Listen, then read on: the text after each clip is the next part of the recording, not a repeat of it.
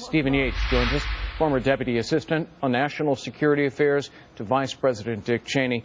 Stephen, good to see you. You know, it was Morsi who actually wrestled power away from the Egyptian military after the election, and now it seems that the military is coming to Morsi's aid. Is the once powerful army there trying to reassert itself, to regain control? What do you think happens?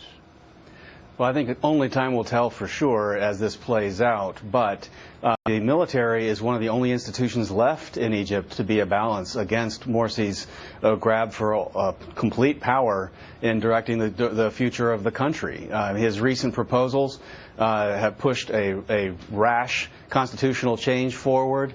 The people have protested, but they don't have institutional means to balance against his move. So the military is either going to endorse and ratify what he does, or they are the last remaining balance to check his power. What should the United States do, if anything at all? Well, I think at the very least, it's very late in the game, but we need to make very clear that no further aid is going to Egypt until this is sorted out appropriately. We should not be sending aid on the promise that the constitutional changes will move forward in a way acceptable to U.S. interests. We need to see the results first. So the military needs to deliver on that, or that aid should be held back. You know, Morsi granted himself these immutable powers, including his Islamist allies.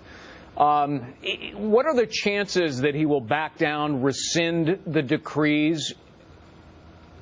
Well, I think it's limited chances that he will pull back. I mean, really, the Muslim Brotherhood has to have one of two views. Either they recognize that they are trying to impose something that a majority of Egyptians would not accept, and so they need to seize this historic moment that comes perhaps once in a century to impose their will.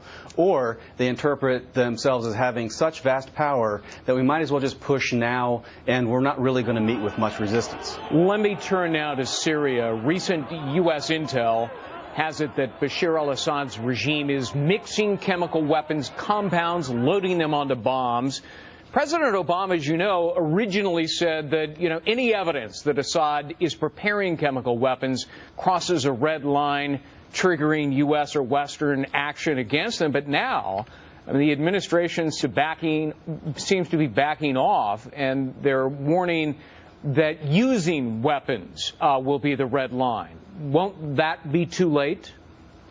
Yes, it will. And frankly, it's part of a pattern that's very disappointing in terms of the administration approach to Syria. Really, Egypt and Syria alone would be enough to distract and seize the attention of top leadership. But this Syria situation, the president called for Assad to go before he had any plan in place to shape that process or the outcome. And now, 2 years into a conflict, we've known that these chemical weapons were there. We don't have very acceptable options. You really are looking at airstrikes as an act of war that we have sought to avoid thus far as perhaps the most feasible option should they actually be mixed and deployed.